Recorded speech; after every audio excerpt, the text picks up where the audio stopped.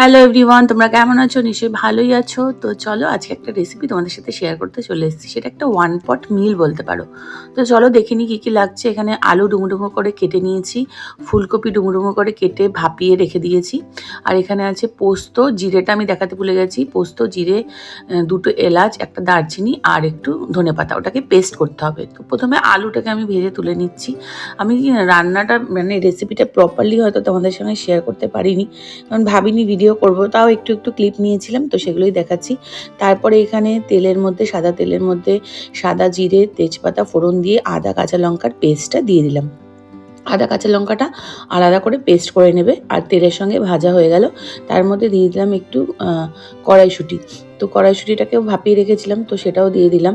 দিয়ে দেওয়ার পরে একটুখানি আমি এই যে চালটা, 2 কাপ চাল আমি জল ঝরিয়ে রেখেছিলাম ধুয়ে, তো সেই চালটা দিয়ে দিলাম। চালটাকে দিয়ে একটু ভাজা ভাজা করে নিতে হবে।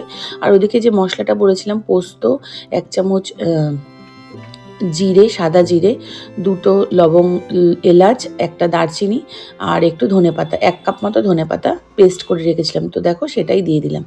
দিয়ে এবার চালটার সাথে এই মশলাটাকে ভালো করে মেশাতে হবে। তো এটা কিন্তু সম্পূর্ণ একটা নিরামিষ রান্না, নিরামিষ দিনে একটা ওয়ান পট মিল তোমরা বলতে পারো। তো আমি এই রেসিপিটা ফেসবুক থেকেই দেখেছি, কিন্তু আমি একটুখানি পনির অ্যাড করেছি। এর মধ্যে যে রান্নাটা দেখিয়েছিল তাতে পনির অ্যাড করা ছিল না। তো যাই হোক, ওটা চালটাকে ভালো করে ভেজে মশলার সাথে দিয়ে দিলাম জল পরিমাণ মতন, মানে 2 কাপ চাল হলে 4 কাপ জল। তারপরে এখানে আলু আর ফুলকপিটা যে ভেজে রেখেছিলাম একটু বড় বড় করে, তো সেগুলোকে দিয়ে দিলাম। ব্যাস কিছুই না, এরপরে হচ্ছে এটাকে ফুটতে দেবো ভালো করে।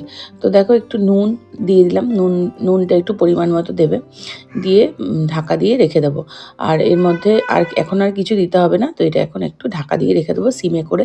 তো দেখো অনেকক্ষণ বাদে আসলাম, চালটা খুব সুন্দর করে সেদ্ধ হয়ে গেছে।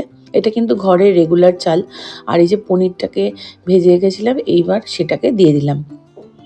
তো শনিবার ছিল কালকে, গতকাল, তো এটাই আমরা করেছি, আর কিচ্ছু করিনি। বিশ্বাস করো এত ভালো হয়েছিল না খেতে, মানে আর কিছু লাগেও না, একটু পাঁপড় সেঁকে নিলেই হয়ে যায়। আর এরকম জল জল দেখছো, কিন্তু এটা জলটা টেনে যাবে, মাপ মতো জল দিলে একদম পারফেক্ট হবে। ভীষণ ভালো হয়েছিল। আর লাস্টে আমি একটু কাজু আর কিশমিশ ঘিয়ে ভেজে ওপর দিয়ে একটু ঘি দিয়ে দিয়েছিলাম।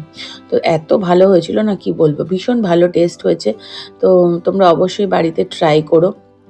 তো কালকে তো শনিবার ছিল, একদম নিরামিষ করেছি, কিন্তু আমি যে একদম নিরামিষ খাই সেটা না, বিশু নিরামিষ খায়, যেহেতু বড় ঠাকুরের ওখানে পুজো দিতে যায়। কিন্তু আমি আর জিয়া একটা করে ডিমের অমলেট ভেজে নিয়েছিলাম, এটা না ভাজলেও হতো, এমনিই খাওয়া যায়। তো যাই হোক, তোমরা অবশ্যই ট্রাই করো। কেমন লাগলো রেসিপিটা অবশ্যই কমেন্ট করে জানিও।